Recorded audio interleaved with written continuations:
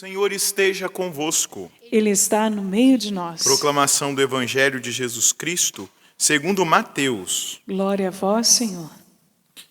Naquele tempo disse Jesus aos seus discípulos: Ficai atentos para não praticar a vossa justiça na frente dos homens, só para serdes vistos por eles.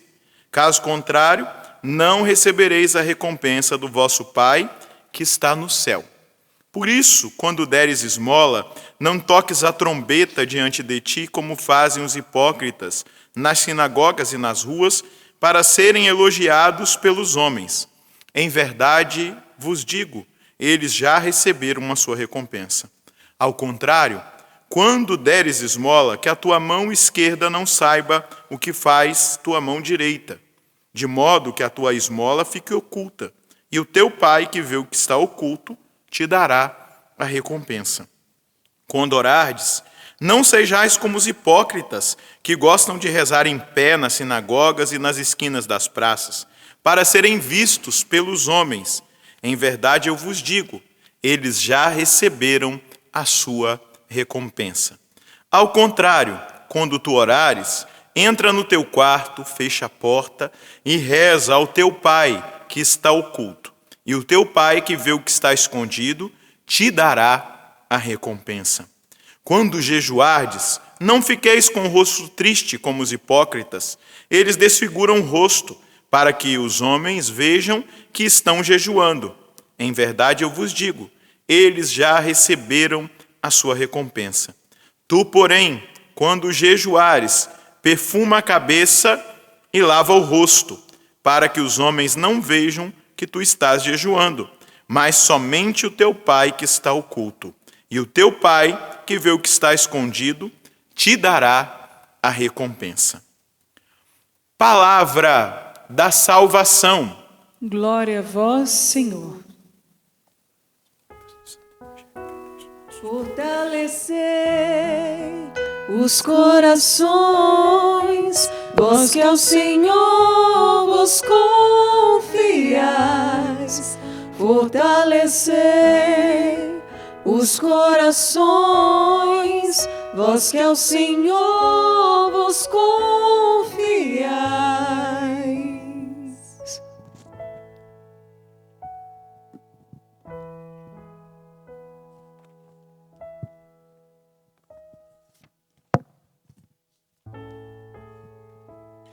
Meus irmãos, minhas irmãs, você que acompanha pelo sistema Canção Nova de Comunicação, os meus irmãos e as irmãs que estão aqui, nós precisamos verdadeiramente nos fortalecer a partir da nossa confiança total que nós precisamos ter no Senhor.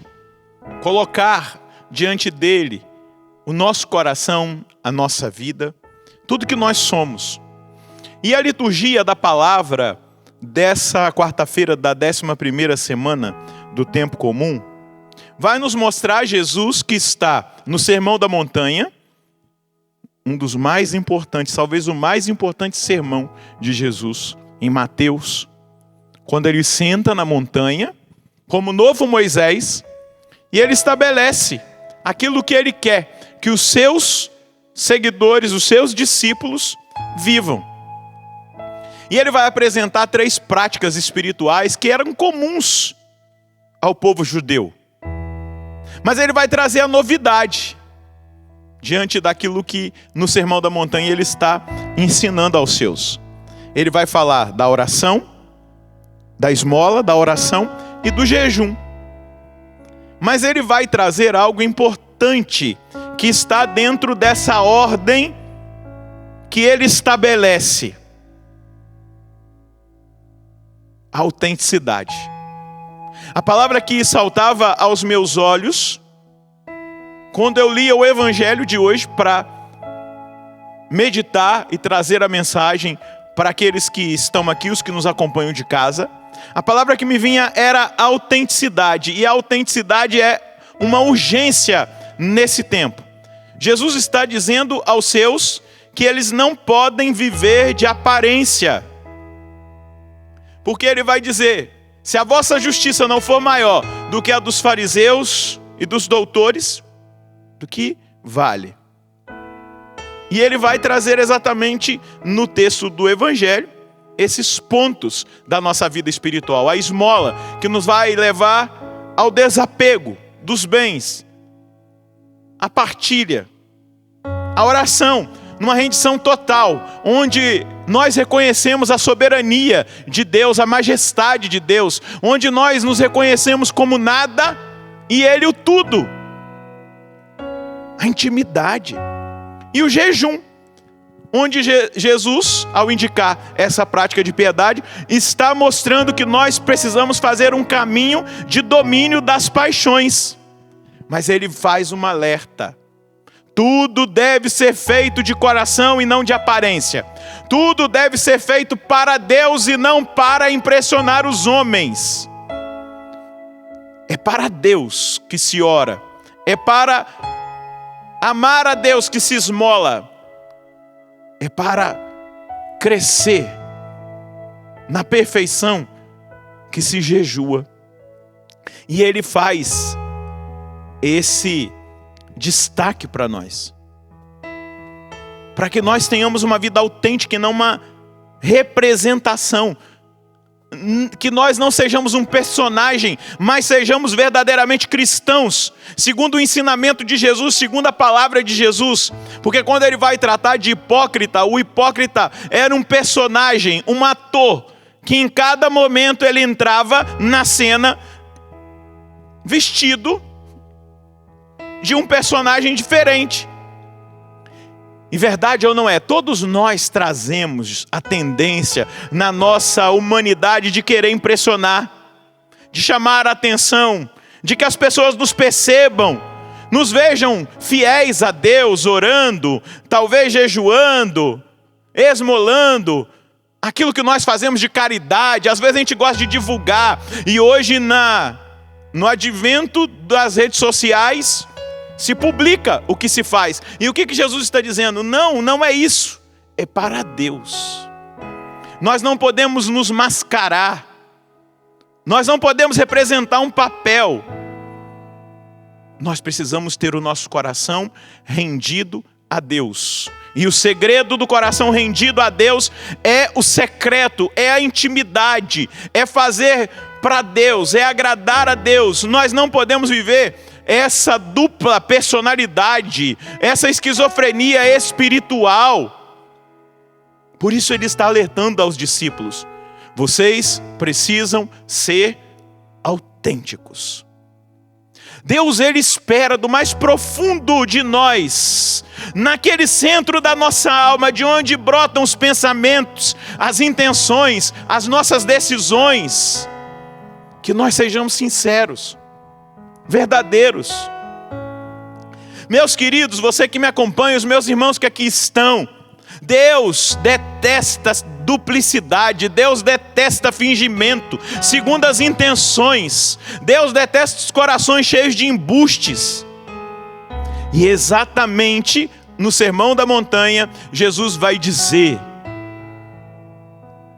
que os puros de coração verão a Deus. A pureza de intenção, a pureza de coração, ela abre a nossa visão para nós compreendermos a Deus. Olha a palavra que o profeta Elias disse para Eliseu diante do pedido que ele fez: se você me vê sendo arrebatado, se você conseguir me enxergar, você receberá de Deus a recompensa, a dupla porção. Porque o profeta Elias está recebendo a recompensa. O arrebatamento de Elias é uma prefiguração da nossa ressurreição, do nosso arrebatamento, pela fidelidade. Elias é arrebatado porque ele foi fiel. E ele diz: se você me vir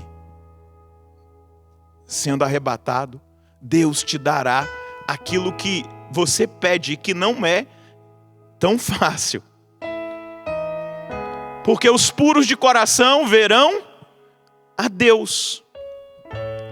Disse Jesus no Sermão da Montanha: para nós conhecermos a Deus, para nós chegarmos a Ele.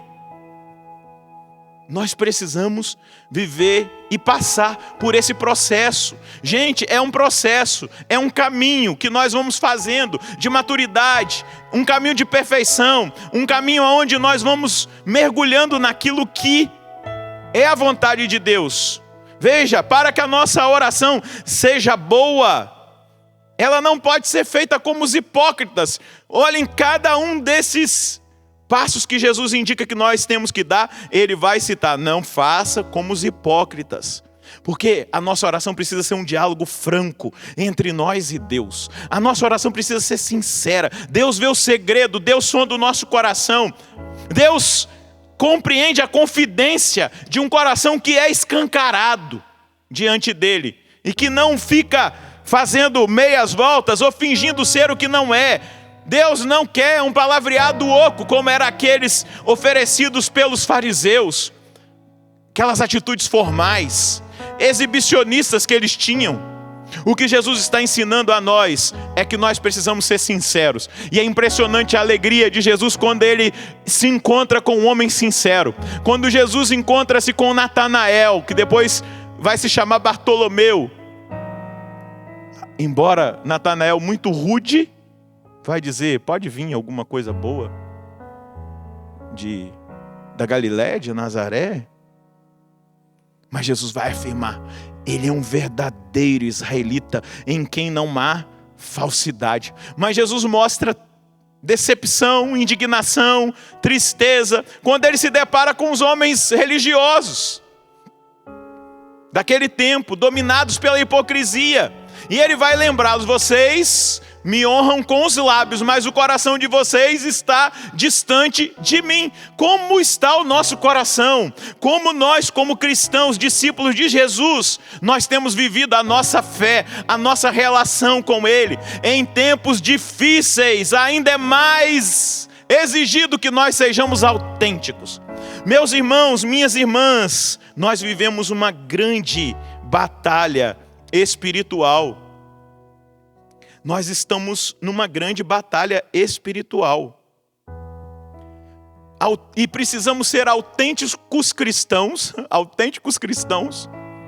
no mundo dilacerado, aonde já há um longo tempo tem sido feito um trabalho para tirar a cultura cristã, católica, a cultura que tem por base a moral judaico-cristã. Essa cultura tem sido combatida. E eu tive acesso a um livro novo que o padre Francisco Fausto escreveu sobre a Batalha de Lepanto e a nossa. E eu sou muito encantado com a Batalha de Lepanto, que é o dia do meu aniversário. Eu nasci no dia 7 de outubro, o dia da Batalha de Lepanto, de Nossa Senhora do Rosário, quando os turco-otomanos foram vencidos pelas embarcações papais. E aí o padre Francisco Fausto vai dizer: em 1571 a armada otomana avança rumo a Chipre, pronta para invadir depois a Itália e a partir daí apagar a cristandade do mapa. E aí ele vai dizer: hoje São João Paulo II, naquela época, né? Hoje, como chamava São João Paulo II, as ideologias do mal avançam e os invasores são de 3 tipos, vai dizer o padre Francisco Fausto. Exatamente para nós entendermos que aquela batalha foi vencida, porque se os turco-otomanos tivessem vencido aquela batalha, não existiria mais o cristianismo no Ocidente, não existiria mais a cultura cristã. E aí ele vai declarar 3 áreas de combate que nós vivemos nesse livro, né? Primeiro, o marxismo é uma autêntica medula ideológica de múltiplos tentáculos que cada vez mais exacerba ódios, provoca falsos antagonismos e gera divisões, luta de classes, de raças, de gêneros, de sexos, e navega nos mares do ensino, da mídia, das artes, com um fanismo de que pretende dominar em exclusividade os territórios culturais. Depois o padre Francisco Fausto vai dizer a segunda nau que nós temos enfrentado, que é o laicismo libertário. E ele vai dizer, são de muitas faces e de diversas ramificações, muitas vezes fundido com o anterior, com o marxismo. Uma revolta surda contra Deus, o Deus criador e redentor. Em nome da liberdade absoluta, querem construir seres humanos sem definição e nem limites. E pulverizam debaixo dos pés as duas tábuas da lei.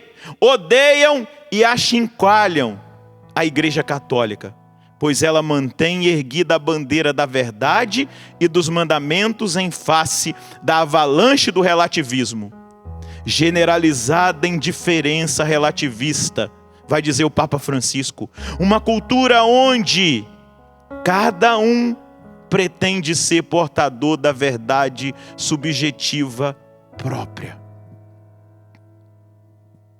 E Francisco Fausto, nesse livro, que eu ainda estou lendo, mas que me tocou profundamente exatamente porque é a visão que eu tenho do tempo que nós enfrentamos, vai apontar, e presta atenção, o islamismo jihadista, fanático, agressivo e sangrento, que se faz cada vez mais presente, sobretudo em muitos países da Europa, da África e da Ásia, fazendo muitas vítimas. Radical, presta atenção.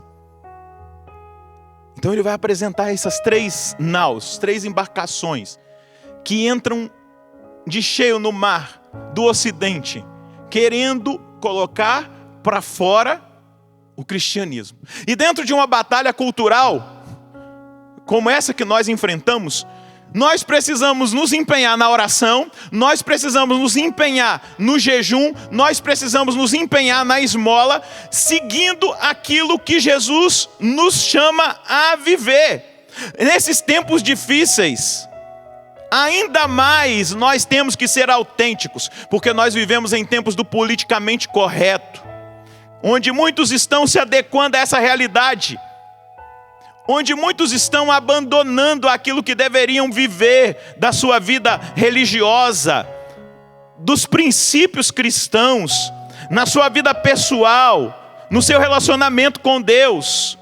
E estão perdendo a autenticidade, estão perdendo a cultura católica, estão deixando de ensinar para os filhos, estão deixando de testemunhar uma posição firme, firmada no Evangelho, na sã doutrina, na ortodoxia da fé.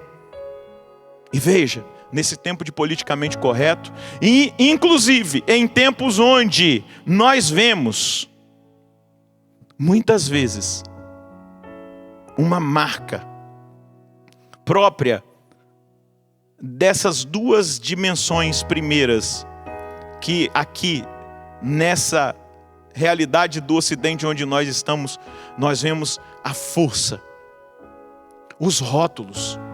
Se nós somos fiéis ao Evangelho, se nós somos fiéis àquilo que Jesus ensinou, se nós buscamos viver a sã doutrina da salvação, na ortodoxia da fé, nós somos chamados de radicais, nós somos chamados de extremistas, e somos pessoas não gratas em muitos lugares.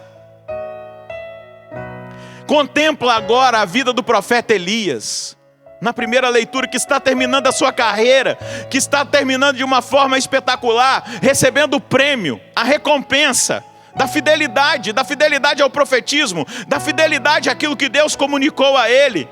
Ele recebe o prêmio, e o prêmio é o arrebatamento. O prêmio, ele é arrebatado numa carruagem de fogo. É a maneira de falar da morte de Elias, do passamento dele, da passagem dele. Ele foi arrebatado num turbilhão de fogo. Como Enoque também não morre, segundo a Escritura, como recompensa do justo. E é interessante, a gente vai lá no livro, e quando a gente vai ver sobre Enoque, vai dizer que Enoque sempre andava com Deus. Elias sempre andava com Deus. Elias era fiel a Deus, autêntico, fiel ao mandato que o Senhor o fez. vivendo até mesmo a perseguição impressa pela rainha Jezabel e o rei Acabe, mas fiel no caminho traçado pelo Senhor, obediente até o arrebatamento, autêntico, sendo perseguido, sendo ameaçado, mas tinha uma relação profunda com Deus, num coração sincero. E aí a gente precisa entender que essa autenticidade e essa sinceridade não é um sentimentalismo, porque parece que quando a gente fala tem que ser de todo o coração, parece que é aquela realidade sentimental, e o coração está frio, o coração está ardente, está alegre, está triste, está apaixonado, mas a sinceridade é muito mais do que isso. Quando nós falamos de todo o coração, é o que há de mais íntimo em nós, no fundo da nossa alma, lá dentro do nosso coração. Eu sei o que é certo, lá dentro do meu coração eu sei o que é errado. Lá dentro do meu coração está impressa a lei natural, uma consciência sincera. O que é o coração? É o íntimo do homem, o fundo da alma, o núcleo da consciência, o nascedouro dos desejos, das intenções, das decisões. Isso é o conceito bíblico de coração. O nosso coração não é totalmente puro. A gente está passando pelo processo de purificação. Muitas vezes a gente cai e levanta. Muitas vezes as nossas intenções não são sinceras. Muitas vezes a nossa oração não é sincera. A gente está nesse combate da oração, entre a sinceridade e a aparência. Mas hoje Deus está falando conosco. Fala ao teu Pai que está no escondido. Não basta que uma coisa saia do coração para ela ser autêntica.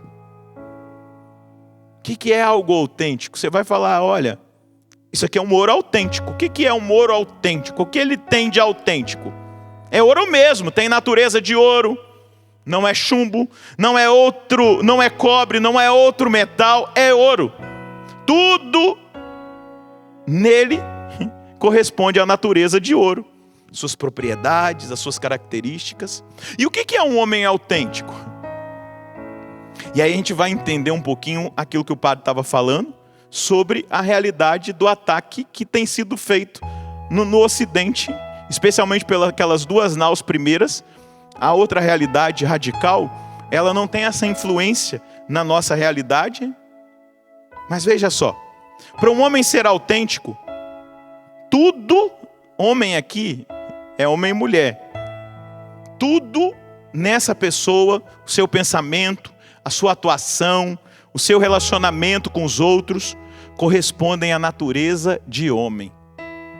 Natureza humana. Não é uma natureza de um animal irracional como os outros animais. Não é como a natureza de uma planta, de uma pedra, mas é de homem. Não é a natureza de um robô. Não é esse transhumanismo que estão querendo implantar. Não é outra coisa que não seja humano. O que Aristóteles dizia? O homem, o conceito de homem de Aristóteles, é um animal como é que é? Racional. Tem todas as características biológicas de um animal, de um ser vivo, mas acima dessas características o homem possui inteligência, razão, que os animais não têm. O homem é um ser inteligente, consciente, capaz de pensar, de entender, de julgar. O homem possui apetite racional. O que é isso? Uma vontade livre, pela qual ele é capaz de querer, de escolher, de decidir, de agir, com base naquilo que a razão faz com que ele veja. Se o homem fosse apenas um animal, ele agiria apenas de maneira determinista, bioquímica, por compulsões irresistíveis, instintos, reações irreprimíveis, por reflexos condicionados, pela simples atração ou repulsão do meio. E o que nós estamos vendo na nossa geração? Homens que estão tendo mais reação de um animal irracional do que do animal racional que nós somos na nossa espécie. E o homem, se quiser ser coerente consigo mesmo, um homem autêntico, ele deve pensar, deve esforçar-se por entender o sentido da sua vida, deve orientar sua vida consciente e livremente, buscando entender o seu fim último. Quem eu sou? De onde eu vim? Para onde eu vou? Para que eu vivo? Qual é o verdadeiro bem da minha vida, do mundo, da sociedade a qual eu faço parte e pela qual eu sou responsável? O homem precisa, para ele encontrar a realização, para ele encontrar a si mesmo, ele precisa ser impelido no seu íntimo por essas questões. Mas o que nós temos visto? Um trabalho para que o homem seja só impelido pelo instinto, só impelido pela atração e pelo prazer, só impelido pela vontade e pelos sentimentos, pelo imediatismo. E aí nós temos visto uma sociedade que é insaciável e inautêntica, porque não tem a capacidade de raciocinar, de escolher, mas só age pelo impulso. O homem tem voltado a sua vida muitas vezes para o estágio animal. Está traindo a si mesmo. Está vivendo somente dos instintos. Se você acha que eu estou exagerando, olha aí para a rua. Olha as atitudes. Olha o comportamento. Olha, começa a contemplar para você ver se tem em certas realidades essa pergunta: qual é o sentido da minha vida? É isso aqui? Para que eu vivo? Para onde eu vou? O arrebatamento de Elias mostra exatamente um homem que encontrou sentido. Gente, Elias entrou num processo depressivo. Depois que ele, ao orar, fez descer o fogo do céu e todo o povo de Israel se converteu, porque Elias ainda não estava, em certo ponto, entendendo o processo de Deus, quando Acabe e Jezabel mandam um recado para ele: olha, você pode desaparecer porque nós vamos te achar e vamos acabar com a sua vida. Elias pede a morte. Elias para diante de um junípero no deserto e ele pede a morte. E Deus manda o alimento, o pão e a água, e Elias se alimenta, e Deus diz: olha, não acabou o seu caminho, segue em frente, 40 dias pelo deserto. Ele vai, chega ao Monte Horebe, e ali ele encontra, Deus pergunta para ele: o que você está fazendo aqui, Elias? O meu coração está ardendo de zelo por ti, porque o seu povo abandonou o seu caminho. O meu coração está ardendo de zelo por ti, porque mataram todos os profetas, só eu estou vivo.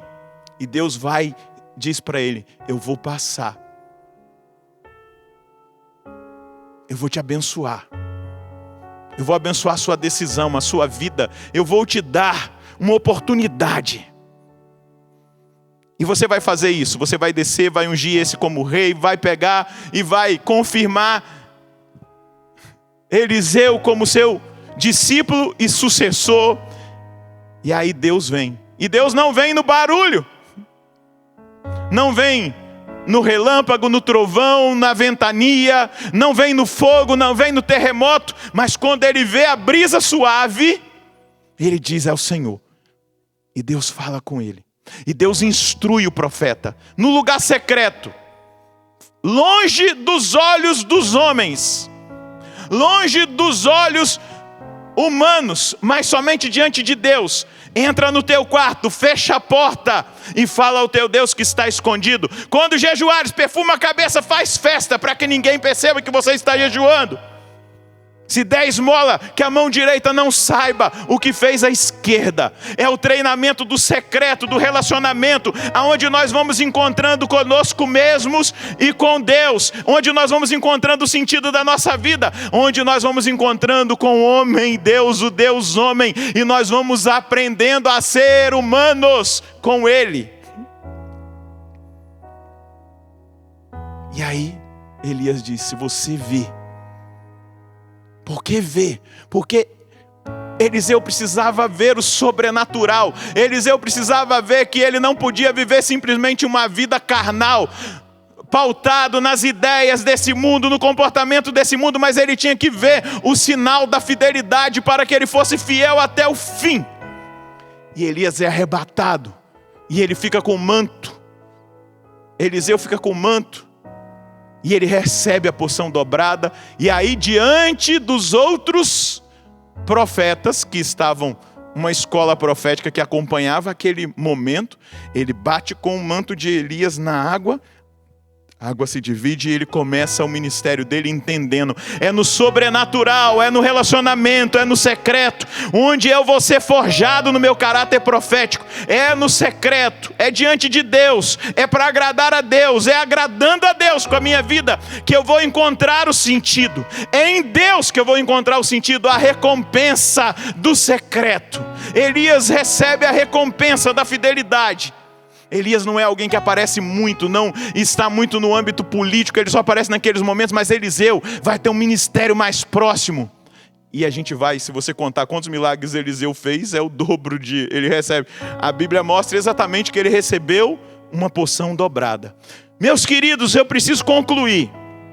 E enquanto o ser humano não tiver uma resposta a essas perguntas, uma resposta que lhe mostre o significado da sua existência, enquanto nós não tivermos a coragem de parar diante de Deus e encontrar nele a razão da nossa vida e da nossa existência, a razão de amar, a razão de lutar, a razão de trabalhar, a razão de nós sermos missionários, a razão de nós prepararmos um povo bem disposto para a segunda vinda de Jesus, nós não seremos autenticamente aquilo que Deus quer que nós sejamos.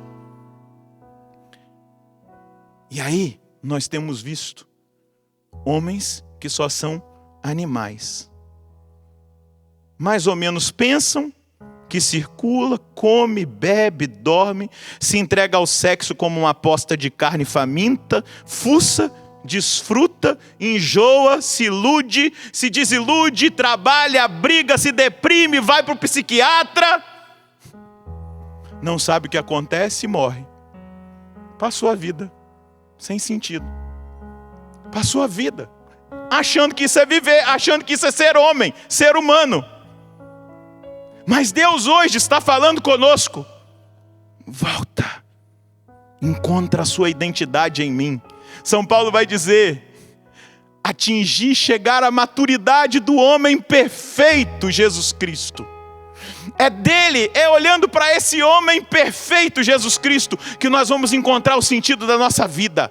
É seguindo aquilo que esse homem perfeito trouxe como missão, como revelação do Pai para nós, que nós vamos descobrir quem nós somos, e nós vamos viver nele, para ele, por ele, e nós vamos nos realizar. E quando chegar nessa última fase, que eu disse, na morte, lá, não sei quantos anos, né? Olha o nosso irmão Leandro, morreu dormindo. Ai, na hora que eu recebi a notícia, eu falei, meu Deus, que morte boa. Você dorme aqui e acorda lá. Que tremendo.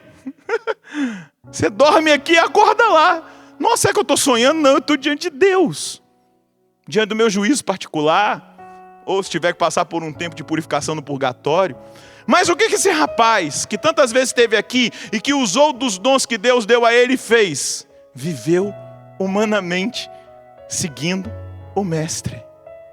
E aí a vida tem sentido quando mesmo na flor da juventude a gente podia falar, nossa, tinha tanto. Eu recebi uma música que ele compôs e nem gravou sobre o céu, tinha tanto ainda para dar. Quando eu estou com a Casula aqui da Betânia, né? A gente viu o Padre Léo morrer com 40 e poucos anos, 43, 46, não lembro.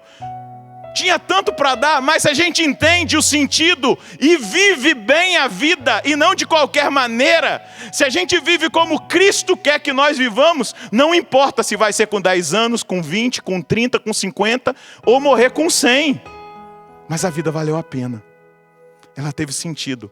Ela não foi só comer, beber, igual um pedaço de carne, ficar fazendo coisas achando que o sentido da vida é sexo, de todas as formas que o mundo oferece, e a pessoa só vai caindo no abismo do vazio, porque não encontra consigo mesmo, e por isso não encontra com Deus, que está em nós, e que nos fez assim, humanos.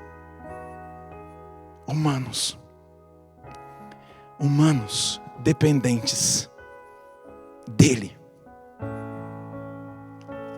Oração, jejum, esmola, no secreto. Dessa maneira nós seremos autênticos, aconteça o que acontecer. Implantem o que quiserem implantar. Eu e você seremos autênticos. E as pessoas verão o luzeiro do testemunho da sua vida. As pessoas verão o cristianismo, que talvez elas tentem matar as estruturas, tentem matar, mas o cristianismo estará vivo em você, na sua casa, na sua família, na educação dos seus filhos, no seu comportamento, na sua maneira de viver. Talvez nos tirem a liberdade religiosa. Vamos pensar lá no mais radical. Nos tirem a liberdade religiosa, mas nós seremos cristãos, que seremos sal da terra e luz do mundo onde nós estivermos, porque nós aprendemos a sê-lo no secreto. Jejua, seu Pai que está no céu, que vê e se agrada. Ora ao seu Pai no escondido, no secreto. Esmola, ajuda o próximo no secreto, porque o seu Pai lhe dará a recompensa. E eu quero terminar dizendo para você, a recompensa é o seu arrebatamento, não numa carruagem de fogo. Quem sou eu para pensar que eu vou ser arrebatado numa carruagem de fogo? Mas levado pelos anjos até a morada celeste. Porque quem perseverar até o fim será salvo. Deseja esse céu. Deseja do mais profundo do seu coração. Entenda o chamamento de Deus nessa quarta-feira. Deus está te convidando, vem aprender, ser humano. Vem até mim, porque eu tenho a recompensa. E a recompensa nós veremos no dia final. A recompensa nós tocaremos quando o Senhor nos chamar, ou Ele vier. E aí sim nós seremos arrebatados. Eu acredito que quando Jesus vier nas nuvens, e se Ele vier na nossa geração, e eu espero que Ele venha, na hora que Ele vier vai ser como um imã. Aqueles que são dele serão atraídos no céu. O arrebatamento é em peixe. E vai todo mundo. A canção nova. A igreja fiel, que lutou, que foi fiel até o fim. Deseja do mais profundo do seu coração. Viver pra mim é Cristo, morrer pra mim é ganho. Não há outra questão, quando se é cristão, não se para de lutar. Triunfarei sobre o mal, conquistarei troféus. Não há outra questão, quando se é cristão, não se para de lutar, até chegar ao céu. Se os bons combates eu não combater, minha coroa não conquistarei. Se os bons combates eu não combater, minha coroa não conquistarei. Se minha carreira eu não completar, de que vale a minha fé tanto guardar? Se perseguido aqui eu não vou, sinceramente um cristão não sou. A tua glória eu quero conhecer, viver a experiência de sofrer. Pegue seus braços e canta para Ele. Viver para mim é Cristo, morrer para mim é ganho. Viver pra mim é Cristo, morrer pra mim é ganho. Não há outra questão, quando se é cristão, não se para de lutar. Triunfarei sobre o mal, conquistarei troféus. Não há outra questão, quando se é cristão, não se para de lutar. Até chegar. Com seus braços erguidos, fala para o Senhor que você quer ser fiel. Pede a Ele o dom da fidelidade, porque a nossa humanidade é frágil. A gente se entrega fácil, se abate fácil, desanima fácil. Mas eu queria que você agora dissesse para o Senhor: Senhor, faz-me fiel, dá-me a graça da fidelidade até o fim, dá-me a graça de permanecer, de perseverar, dá-me a graça de ser autêntico na minha fé, na minha vivência de intimidade, de secreto com o Senhor.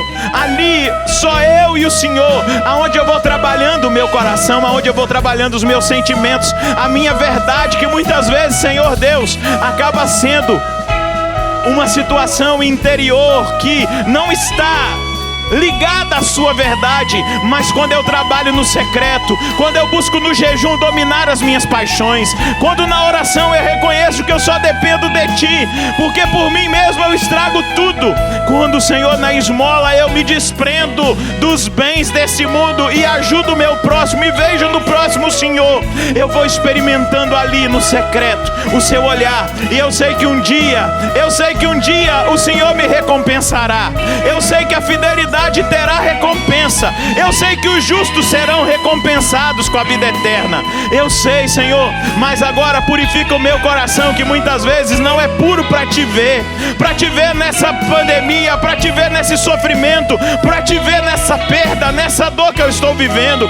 Purifica agora o meu coração desse mundanismo, dessas ideias, para que eu veja o Senhor, para que eu veja o Senhor me sustentando, para que eu veja o Senhor com a minha família, para que eu veja o Senhor recolhendo as minhas lágrimas, para que eu veja o Senhor escutando os meus gemidos, para que eu perceba o Senhor me socorrendo. Eu Te peço, Senhor Deus, nessa hora eu quero ser fiel, mas eu quero ir para o secreto e eu quero pedir: purifica o meu coração, as minhas intenções, purifica a verdade do meu coração, que precisa estar em consonância com a Sua verdade. Eu quero ser fiel, eu preciso ser fiel. Me ajuda, Jesus, eu preciso. Me ajuda, porque eu sou fraco. Me ajuda a chegar na maturidade do homem perfeito, que é o Senhor. Me ajuda a caminhar rente com o Pai. O Senhor perdia hora, ou melhor, ganhava horas e horas, noites e noites na presença do Pai. Só o Senhor e Ele. Eu quero ter uma vida de oração concisa, fortalecida, de intimidade, não de obrigação. Eu quero, Senhor, não cumprindo regras, e muito menos com palavras ocas. Eu quero ser verdadeiro na Sua presença, e eu quero que tudo em mim seja verdade, que tudo em mim, Senhor, seja para Te agradar, que a minha vida seja agradável a Ti. Mas eu preciso da Sua graça, eu preciso do Seu poder. O combate é grande, Jesus, e eu só vencerei se for na Sua presença. Eu só responderei cada um dos questionamentos para que eu seja autêntico no sentido da minha vida, porque aqui eu estou, porque eu estou vivendo, de onde eu vim, para onde eu vou, quem sou eu? Eu responderei na Sua presença, porque ao olhar para Ti eu me encontrarei, porque o Pai, ao me criar, olhou para Ti. O Pai, ao me tecer no ventre da minha mãe, Ele me criou como imagem e semelhança do Senhor. Então eu Te peço, Jesus, me ajuda a permanecer fiel. Me ajuda, eu preciso de Ti, e eu sei que a Sua graça me é suficiente. Somente a Sua graça me basta. Somente a Sua graça me basta, Jesus. Se os bons combates eu não combater, minha coroa não conquistarei. Se minha carreira eu não completar, de que vale a minha fé tanto guardar? Se perseguido aqui eu não for, sinceramente um cristão não sou. A Sua glória quero conhecer, viver a experiência de sobreviver.